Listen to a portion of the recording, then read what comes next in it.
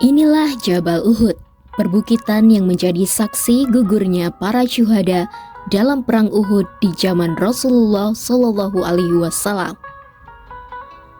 Dalam perang tersebut, Hamzah bin Abdul Muthalib yang merupakan paman Rasulullah gugur. Hamzah atau dikenal dengan sebutan Singa Allah itu menjadi salah satu syuhada yang mengorbankan nyawa demi tegaknya Islam.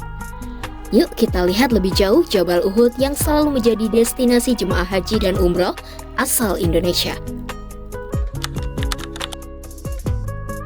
Jabal Uhud terletak 6 km di utara Masjid Nabawi. Gunung atau Bukit Uhud ini memiliki tinggi sekitar 1050 meter dengan panjang kurang lebih 7 km. Bentuknya seperti sekelompok gunung yang tidak saling menyambung dengan gunung-gunung yang lain. Melansir laman Kementerian Agama, Bukit Uhud ini terdiri dari batu-batuan seperti granit, marmer merah, dan batu-batu lainnya yang bersejarah.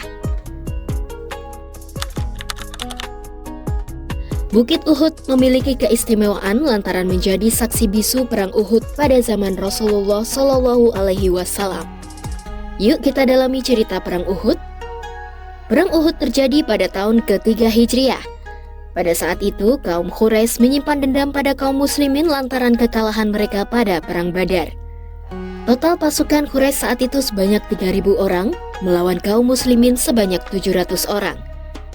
Saat itu Rasulullah menempatkan 50 pemanah andal di atas Bukit Rumat sebagai strategi perang. Rasulullah pun berpesan agar mereka tidak meninggalkan tempat apapun yang terjadi. Melansir buku The Great Story of Muhammad, saat kemenangan hampir berada di genggaman tangan umat muslimin, beberapa orang dari pasukan kaum muslimin pun lengah. Sejumlah pasukan pemanah tergoda harta rampasan perang atau ghanimah. Mereka mengabaikan perintah Rasulullah untuk tidak menuruni bukit dan mulai mengambil ghanimah. Kondisi itu dimanfaatkan musuh untuk menyerang hingga kaum muslimin mengalami kekalahan dalam peristiwa tersebut. Sehingga 70 orang kaum muslim gugur.